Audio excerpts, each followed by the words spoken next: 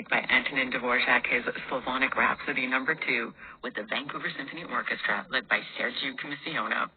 You're listening to Tempo, and this is CBC Music. Her motive was an ulterior one and a musical one. When a wealthy lady invited violin superstar Pablo de Sarasate over to her house for dinner, she was secretly hoping he would perform an impromptu recital for her dinner guests. So as they were being served the main course, the lady of the house asked Sarasate if he had brought his violin with him.